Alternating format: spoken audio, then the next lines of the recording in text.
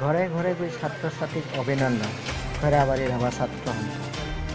সমগ্ৰ দেশত কৰোনাৰ ভয়াৱহতাৰ প্ৰতি সংগতি ৰাখি চৰকাৰী নীতি নিয়ম মাজেৰে খৈৰাবাৰী অঞ্চলৰ পৰা হাইস্কুল শিক্ষান্ত পৰীক্ষাত আৰু উচ্চতৰ মাধ্যমিক শিক্ষান্ত পৰীক্ষাত যিসকল ৰাভা ছাত্ৰ ছাত্ৰীসকলে সুখ্যাতিৰে উত্তীৰ্ণ হয় অঞ্চলটোলৈ গৌৰৱ কঢ়িয়াই আনিলে, সেইসকলৰ ছাত্ৰ ছাত্ৰীক অনুপ্ৰাণিত কৰাৰ মানসেৰে ঘৰে ঘৰে গৈ ছাত্ৰ ছাত্ৰীক অভিনন্দন জনায় খৈৰাবাৰী ৰাভা ছাত্ৰ সন্থা।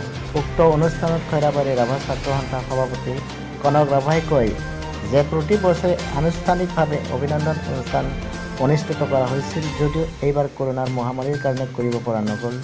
যদিও ছাত্ৰ ছাত্ৰীক অনুপ্ৰেৰণা দিয়াৰ মানসেৰে ঘৰে ঘৰে গৈ ব্যৱস্থা গ্ৰহণ কৰা হয় যাতে ছাত্ৰ ছাত্ৰীসকল ছাত্ৰ জীৱনত সফলতাৰে আগুৱাই যাব পাৰে। News desk report, News24 Bodoland. আমি খৈৰাবাৰী আঞ্চলিক ৰাভা ছাত্ৰ সন্থাৰ তৰফৰ পৰা প্ৰত্যেক বছৰে খৈৰাবাৰী আঞ্চলিক ৰাভা ছাত্ৰ সন্থাৰ অন্তৰ্গত ৰাভা ছাত্ৰ ছাত্ৰীসকলক যিসকলে মেট্ৰিক আৰু হায়াৰ ছেকেণ্ডেৰী পৰীক্ষাত শিক্ষাৰ্থীৰে উত্তীৰ্ণ হয় তেখেতসকলক আমি প্ৰত্যেক বছৰে ৰাজহুৱাভাৱে সম্বৰ্ধনা অনুষ্ঠান পাতি তেখেতসকলক সম্বৰ্ধিত কৰোঁ।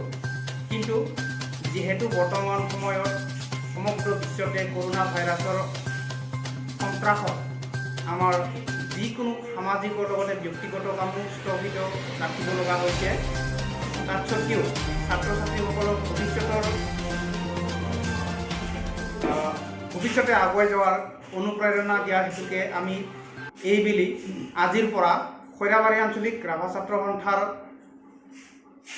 গাঁৱৰ প্ৰতিটো চুবাৰ পৰা যিসকল ছাত্ৰ ছাত্ৰীয়ে শিক্ষাৰ্থীৰে উত্তীৰ্ণ হৈছে তেখেতসকলক আমি আজিৰ পৰা ঘৰে ঘৰে গৈ